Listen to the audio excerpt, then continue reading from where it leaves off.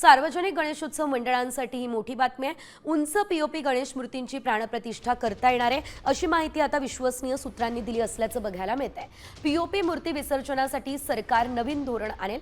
लालबागचा राजा, मुंबईचा राजा आणि इतर मंडळांना या धोरणामध्ये दिलासा मिळणार का हे बघणं महत्त्वाचं आहे। या आठवड्यामध्ये मूर्ती विसर्जनासाठी शासनाकडून नवीन धोरण आणलं जाण्याची शक्यता आहे। या संदर्भात अधिकची अपडेट घेऊयात आमचे प्रतिनिधी गणेश कवडे यांच्याकडून। ते आपल्यासोबत थेट लाईव्ह जोडले गेलेले आहेत। गणेश, आपण पाहतोय पीओपी मूर्तींसंदर्भात याच आठवड्यामध्ये नवीन धोरण येऊ शकतं, काय अपडेट?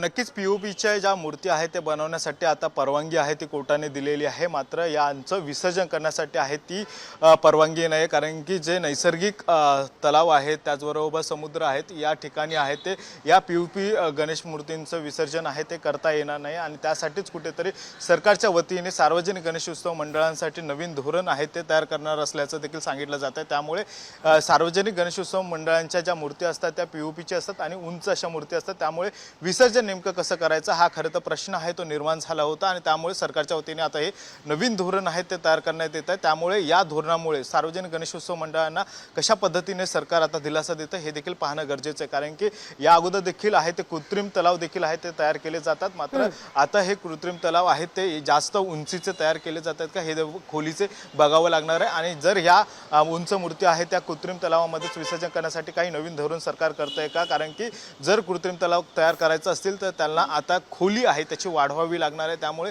या सगळ्यामध्ये काही सरकार नवीन बदल करून सार्वजनिक गणेशोत्सव मंडळांना नेमकं कशा पद्धतीने दिलासा देतं हे देखील पाहणं गरजेचं आहे। निश्चितच धन्यवाद दिलेल्या सर्व अपडेट्ससाठी।